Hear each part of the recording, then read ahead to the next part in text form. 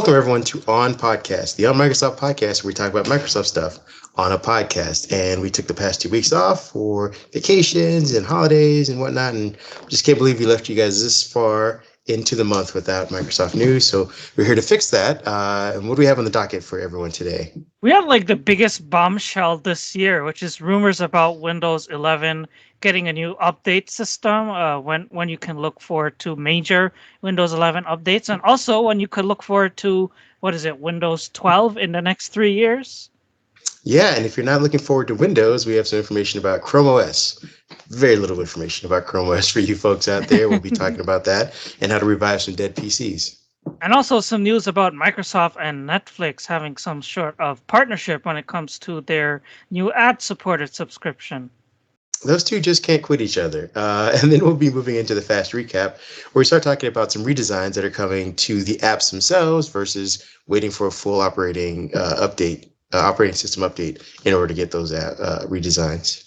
Then we also have a new dev channel build this week, which brings some tweaks to notifications for widgets in Windows 11, also testing different visual treatments for the search bar on the taskbar.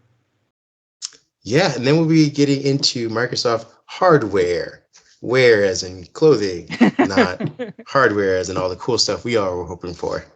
And we also have some news about Bill Gates moving all of his $20 billion around. And then we'll get in our favorite section, which is the week ahead, where we kind of bring out our crystal ball and guess on which topics should be the big ones for you to kind of pay attention to. With that being said, we'll be talking about Android getting a redesigned OneNote app, which looks pretty nice.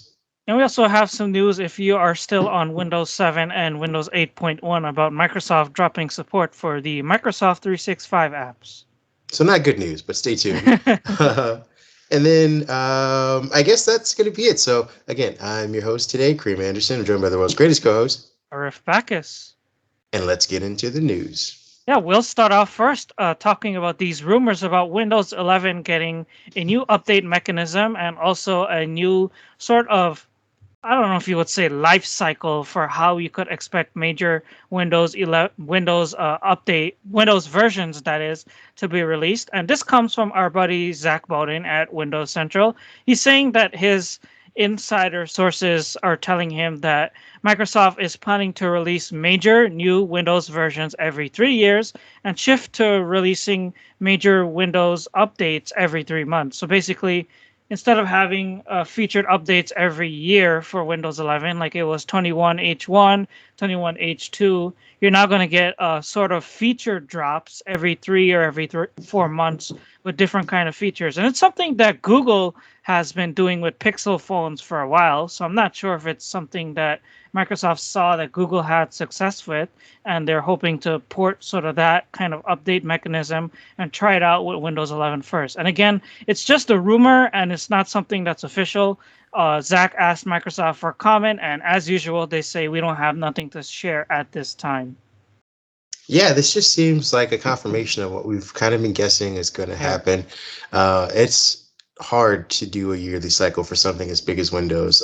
It was a valiant effort during the Windows 10 phase to kind of update this thing every year. But I mean, it's an operating system, as we've continually say in this podcast, it's a utility. Like, it's your washer and dryer. You don't need an update. Yep. Unless you get a Samsung washer and dryer. You don't need an update every year. It's just something that needs to work for 5 to 10 years or whatever. And, it'd be nice if you can get new features, which this is what they're promising. But I mean, at the end of the day, Windows 11 should just be, Windows 11 until we get, Windows, I don't know, I guess in the next 3 years, I'll name it Windows 25 or 26. I don't know, whatever it is. To the core base of it, like, if we get new apps, which again, I think they started doing the app separation during Windows 8 is when they started pulling apart apps from the operating system. Now, they were never really successful at getting the core app separation, like the mail app or things that relied on Edge HTML as much. But they started trying to be able to kind of give us updates to those things without saying like, oh, here, wait 3 years to get it. So I think they're going to push along and continue doing that, which, we're starting to see come in through like the OneNote app and media player and notes and sticky notes and all those other things like that. And then hopefully we'll just see as we're all been hoping for, a polished redesign where they consistently go throughout the entire UI and do what's necessary versus giving us patches every year saying, oh, here's 60% done and here's another 20%, here's 5 more percent, instead of just saying here's 95 to 100% of the UI completely thought out and taken 3 years to do. Here you go. That's what we're hoping to see. So again, I don't see this as a big change. I also don't think we're going to miss very much from this announcement. I know that it became a leak and everyone was kind of shuffling about, oh, what to do, what's going to happen. But as far as, everyday users concerned, they're probably not going to see much. And it's something that we're kind of used to already because it's happened in the Windows Insider program. Microsoft tested that widget in the taskbar where you have the weather, and they also tested the ability to have.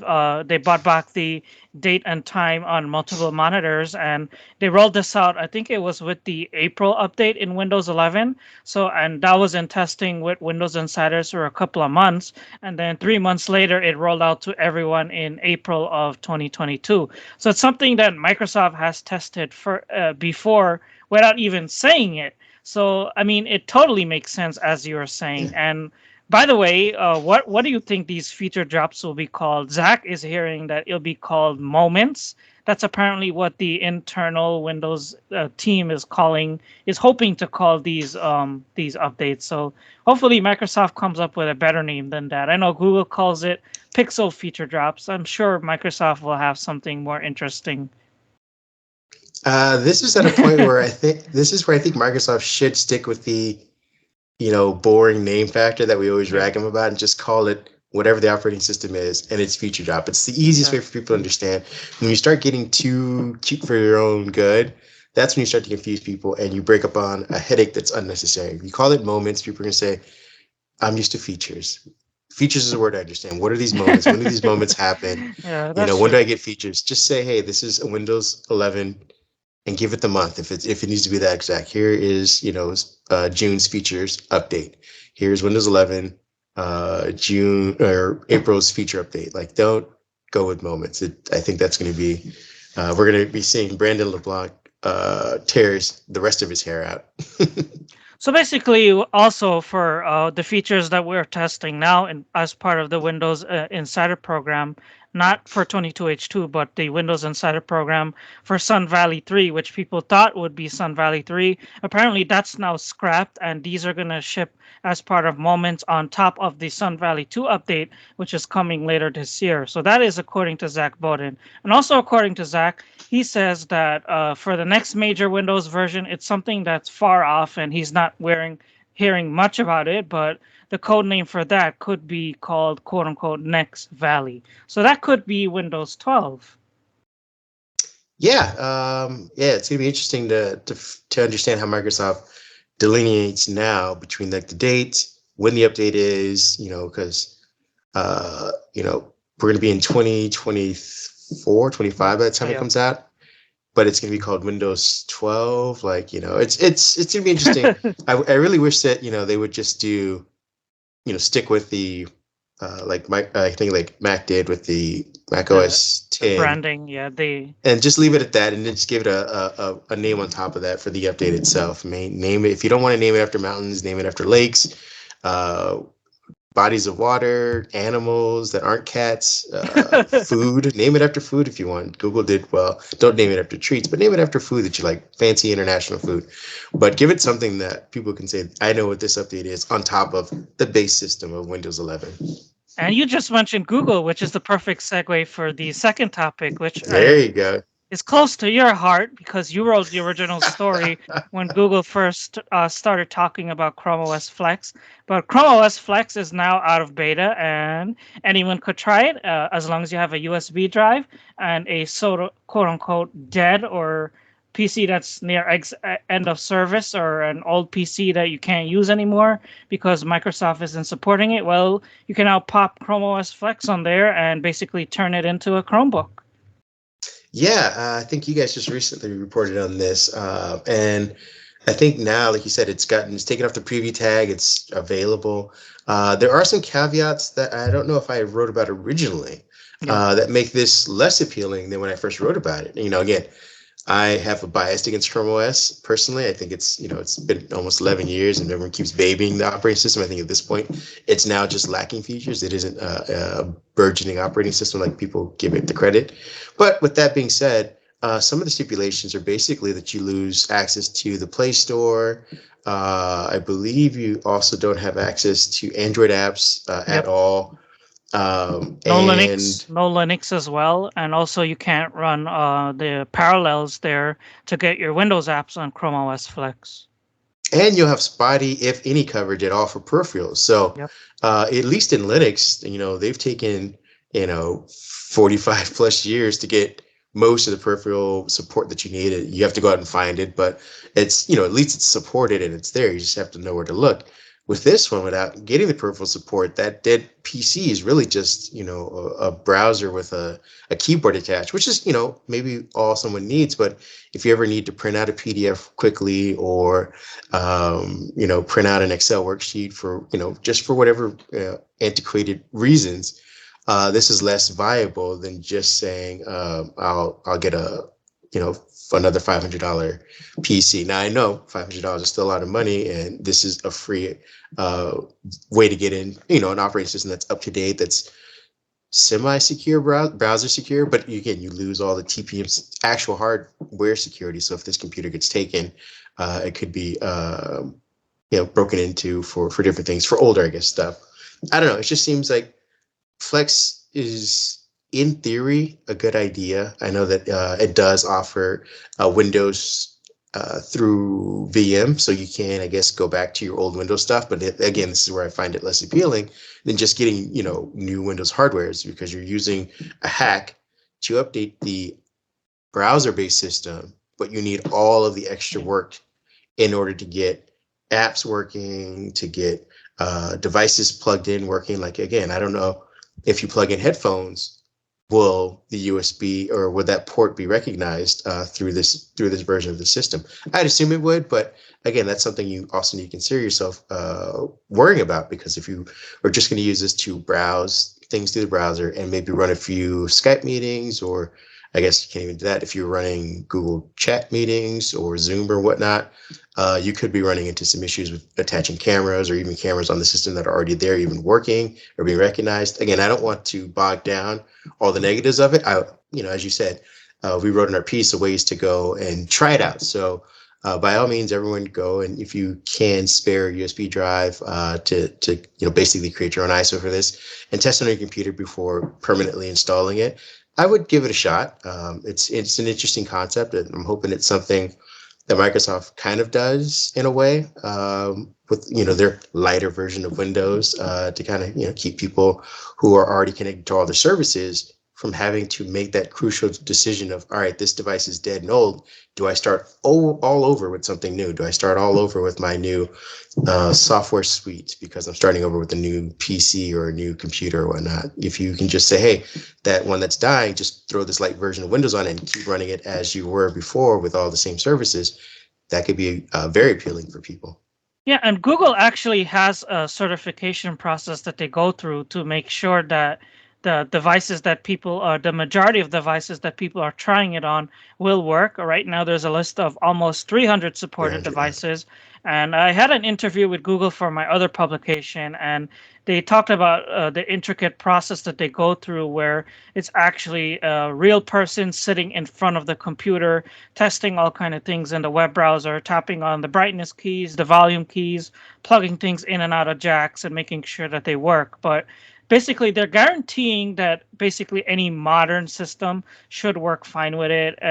Of course, like if you have an obscure GPU or obscure webcam or something, it won't work. But generally speaking, Google is aiming to get it running and up and running on as many systems as they can.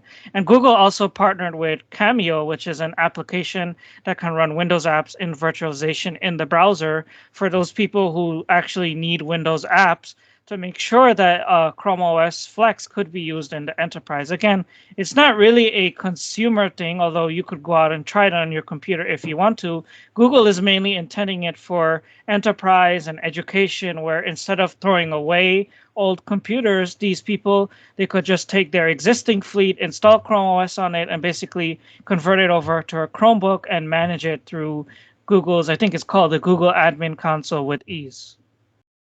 Yeah, like I said, Yep. it is appealing on paper. We'll see how this works in practice. What they consider, because again, it's 300 supported devices. We'll have to see how manual testing goes and what they consider old, because at a certain point, Lenovo that they consider maybe 5 years old still gets Windows support. I mean, it can go as Yeah. far back as Windows 10. So people that were on 7 can upgrade to 10 and still get all of the new features and things like that, and have access to all of their Intel-based peripherals. So if Lenovo has a its webcam is supported by whatever hardware acceleration that's done through Intel. I don't know if they'll get that same support for their webcam moving forward on Chrome OS and its virtualizations, but it's interesting. We'll keep an eye on it, and we'll let you guys know about any further developments. And something that developed, I think it was at 4 p.m. on a Thursday night, was Microsoft publishing this bombshell blog post about how they're partnering with Netflix. Yeah, it looks like again, Netflix and Microsoft are back at it again. I believe. What was it? What was the platform? The platform Netflix first started working on starts with an S with Microsoft. Um, Silverlight for its development technologies. That was, I believe, one of the first instances of Microsoft and Netflix kind of doing an exclusive partnership. And now they are back at it with this ad platform, essentially. Microsoft advertising will now be home to Netflix customer data, essentially. So if you are looking to get into this ad tier version of Netflix, get your ads in front of some people who have seen maybe 3+ episodes, and you're ready to say, instead of saying, are you still watching this? I'm sure now they just get an ad instead, and you want to get in front of those people to market whatever it is you have. You'll be able to start doing so through Microsoft ads. I know probably 20% of the market, which is what 20% Microsoft owns as far as search is concerned, will be kind of chomping at the bit to get to this, because it's really a pretty good idea. I mean, I forget how many members Netflix has at the moment. I know they've lost a little bit, but they have a substantial amount of people that you can advertise to. I think Microsoft actually, and this is noted by CNBC, beat out Google. So it wasn't yep. like they only went to Microsoft and said, "Hey, we want to partner with you." They looked over what was available between Google and Comcast. I think that Comcast was the Yahoo and other partners coalition or whatnot, and said, "Hey, we want to go with you, Microsoft, for this particular reason." Microsoft also, just kind of a side note, also has LinkedIn profiles that you can target in Microsoft ads. So if you are going, you can basically get the gambit between professionals and couch potatoes if you want to advertise using Microsoft. Again, you can do the same thing with Google, but the specificity of Netflix is something new. We'll see if other places start to do the same thing with ad tier versions, and maybe Disney Plus goes with Google, and they bring on Hulu on board as well. But this is pretty interesting stuff. I think Microsoft actually set itself up for this too. You wrote about it back in 2021 when they acquired, I think it's Xandr or Xandr. I don't know how to pronounce Xander. it, Xandr, but they actually acquired that company in 2021, and it's an ad marketplace for connected TV. And then they also have their Microsoft Audience Network and Promote IQ. So Microsoft is very much ready for this Netflix deal. Yeah, it was interesting because we always rag about Microsoft's movie and TV, and like, why do they even bother? And now I guess they've been testing how to get ads into people's purview through their own operating system, with now being basically on any and every device that Netflix can get an app on. They'll be spread out across all of that. I'm sure you can target by device as well. So if people are on their phones, serve different ads at that point. People in the laptops, serve different ads on that. If people are in hotel rooms using a Chromecast version of it, serve different ads on that as well. This is really cool. This is we'll see how long this is exclusive for. Again, we don't have the details as far as how many years this is, if this is a no opt-in, so maybe Google can get back in to this deal maybe a year and a half or 2 years down the road if there are certain requirements that need to be met by Microsoft. Microsoft, and they're not. We'll see. But I find it very interesting. As a Netflix subscriber, I find this part also horrifying because I don't want ads. So I guess I'll have to keep paying more. And that said, we hit our three main topics, which means it is time for the fast recap. And we'll probably be a bit rusty because it's been, I think, 3 weeks, 2 weeks Yeah, off, and then 2 weeks of special guests. So it's been I actually a know. month since we had a regular fast recap, but we're going to do it in 10 minutes like usual. And the first topic, we joked about it. You're like, what did I miss when I was gone? And I told you, Yes. you missed the camera app redesign and a CD ripping in the Windows 11 media player. So you get to that first. Yes. Okay. So as I was kind of freshening up, getting my intel on this before we started, as Eric just mentioned, I was wondering, what else is new. It looks like the media player, I guess, redesign or whatnot, is just less chrome, so to speak, less bordering around it. It does remind me a little bit of looking at like the, I guess, Apple's media player. It's very minimal. The what's in front of you is all that's displayed in the visual. We also are seeing that we're getting the CD ripping, which I think you and I were going back and forth just a second ago about. I think Windows 7 might have been the last time that it had. I think Yep. you said Windows 8 Yep. with this ability. And again, we know that it's in Windows Media Player, so it's always been in the background, but it's never been in the foreground for people to use. And I mean, it's interesting to get CD ripping when you have all these devices that barely have USB-C CD players. ports. Yeah, Yeah, yeah. some of us Dell's already gotten rid of its 3 millimeter Yep. headphone jack. So unless they're going to start coming out with CD players, CD rippers that basically are ported through USB-C, I like the idea. I actually had to find this recently for my anniversary. We had my wife and we have our wedding on CD, and I realized it wasn't in the cloud, so I got freaked out, and Uh-oh. I ended up using a Mac, surprisingly, in order to get this to work because she has a, CD ripper that connects to her old MacBook Air, which is through Ah. USB, yeah, through USB-A.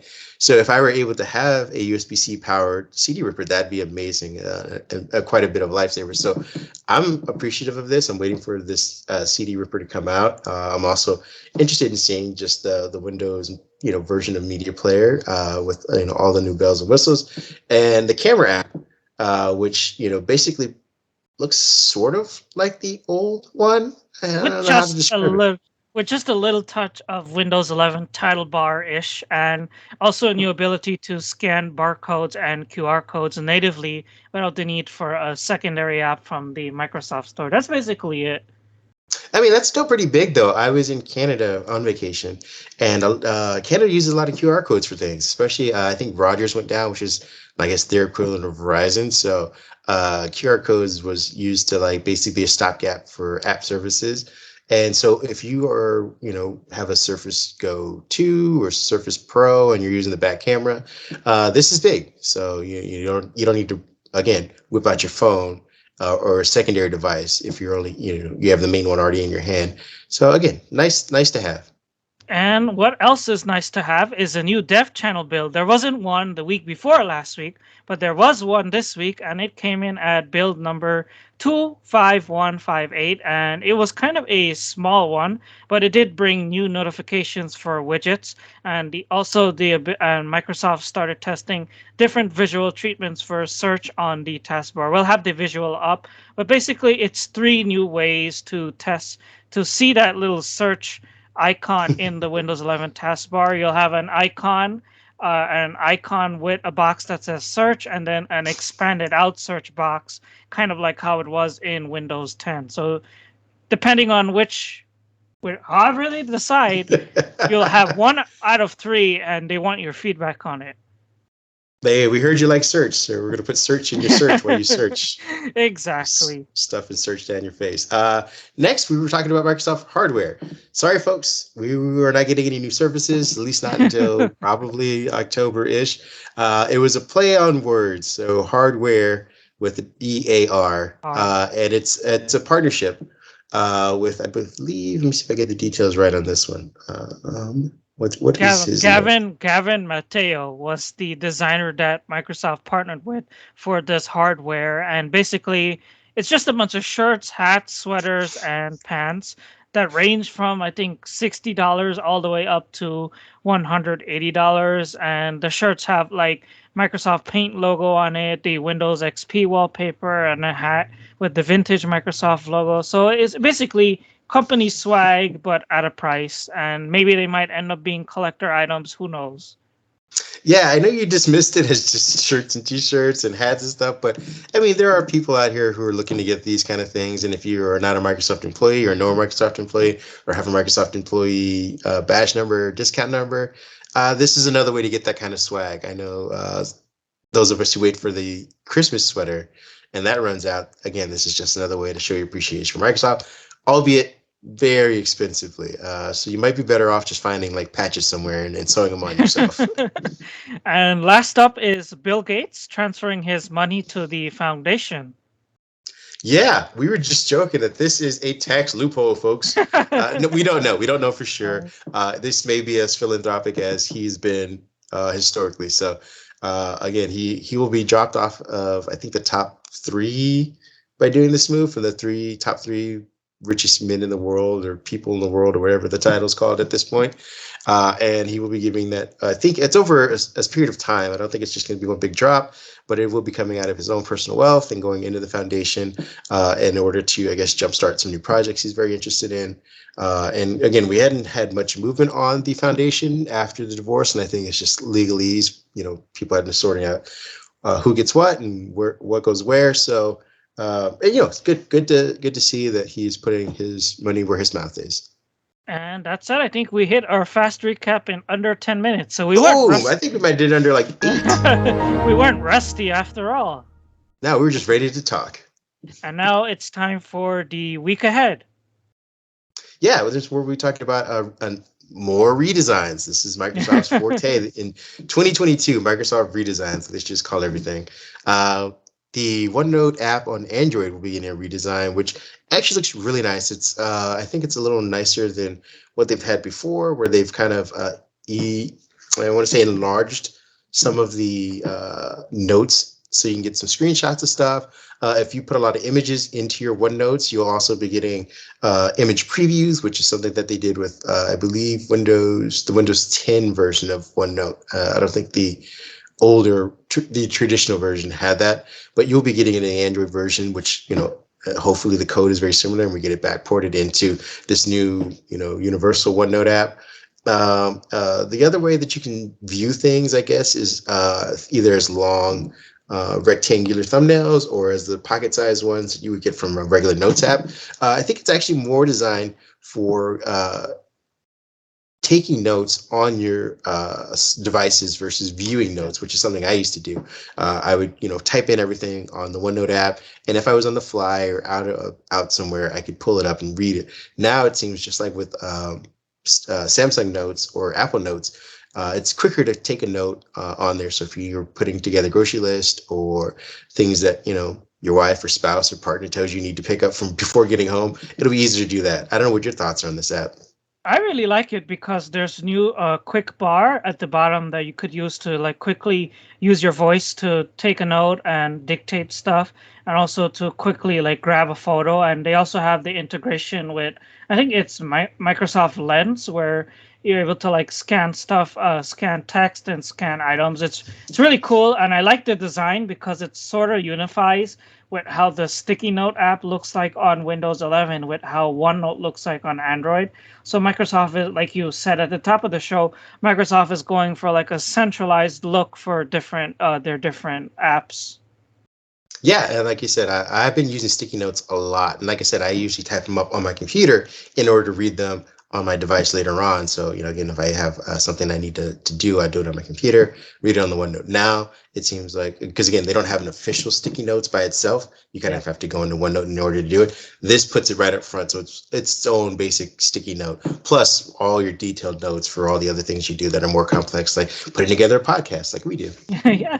And last thing to get about here in the week ahead is if you are on Windows 7 and Windows 8.1, we do have a fair warning for you. Now, we're still in 2022, but come January, this is way well off, like many weeks ahead. So let's just call it the many weeks ahead segment. But on January 10th, 2023, Microsoft is dropping support extended You hear that? The soft. police are coming for you.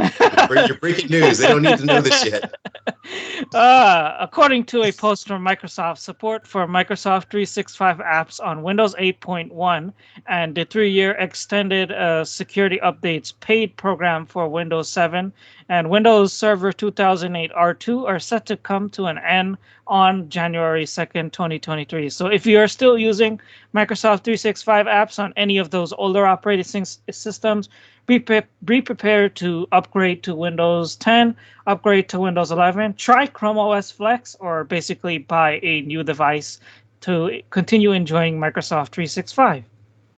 Yeah, as part of the week ahead and all the things we talked about, I will be hopefully finishing up my review of the. Let me see if I got it right here. Sorry, folks. ChromeOS Duet, whatever the latest version is. So I think it's three. I want to say I think it's that's the update to the popular duet that right. everyone was looking for when the pandemic started and it wasn't in stock. Yes, Boy, exactly. So it's a nice machine. it is a very nice machine, and I took it on vacation with me. So I have some updates about that and how it compares to the Surface Go 3, how it compares to the Surface Go laptop as well, and where it kind of sits in that, and where Chrome OS is at today versus where Windows is at on smaller devices. I will also have a review of the newest Lenovo, I believe. We had the Lenovo Yoga 9i, which is a beauty. Well, they made its bigger brother, which is cute. It's not as beautiful as the 9i, just because it's a different size, and you got to get used to the keypad and stuff like that. But it's still 16 by 10, which is amazing. Lots of screen real estate. I'll have a review on that pretty soon.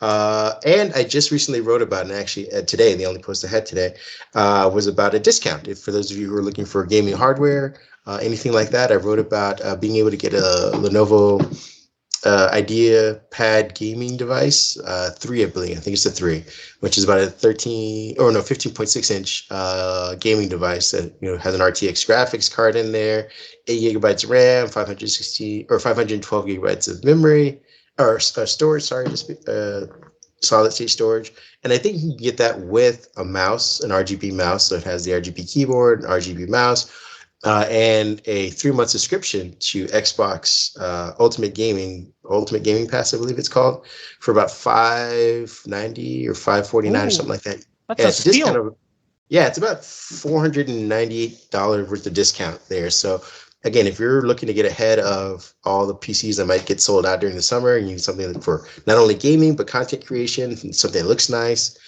you can actually go and grab one right now. And they also have a bunch of other. The company is called Ant Online. They also have some other things like MSI laptops, some other things like gaming cards just by themselves, AMD Ryzen processors if you're going to be just building your own thing. All of that stuff's 50% off. So go check out the post. Go check out their site, antonline.com as well. And that should be all I have for this week. And I'm working on a piece about Windows on ARM because, as you know, I Ooh, finished my review of the ThinkPad X13s. So yeah. basically, I'll have the link to the review if you want to check it out. But basically, I am gonna talk about not the laptop itself, but the software on the laptop, which is Windows 11 on ARM, and what I like about it, and what I don't like about it, and what I think Microsoft really needs to change. I am actually very anticipating this a lot because I know that you were one of many, but one of the earlier like early on people to say this about Windows or the Surface Pro X. You were very critical of it, Yep. and you turned out to be very right about it, at least in the initial phases. So I'm interested and anxious to see if any updates have been done, if they've done anything to win you back as a user. So Spoiler alert, they probably did win me back because I've used that ThinkPad X13s as my main machine for 2 weeks straight and I had no issues. That's awesome. The only thing I can't do on it is video. Again, spoiler alert. The only thing I can't do on it is edit videos, but that's not entirely Microsoft's fault. But it is a Yeah. very good machine for what it is, and it is one of the best Windows on ARM laptops like in the last 10 years, ever since probably I would say the Surface Pro X. Now, here's the question: would you need to make an addendum if you can get an ARM version of Adobe on there?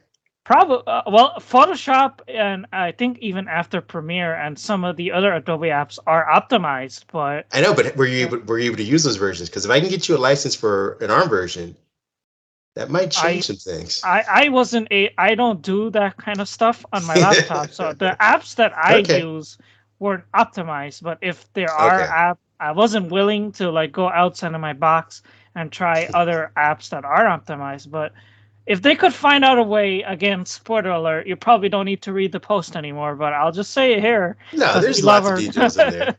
If they could find a way for Win32 and 64-bit apps to properly leverage the GPU, where you're using all of the GPU and not just 0.1% or 1% of it, then Windows on ARM will be better than anything Apple ever could do with their M1 chip. I agree, but this is where Apple made the best gamble by doing the shared pool of resources. So Right. I think that's something that has yet to be done to that extent. So if they were able to optimize on the fly, saying, okay, he's using Adobe, he's using the ARM version of it, but he needs all of the GPU for it, you know, to hell with the battery life somehow.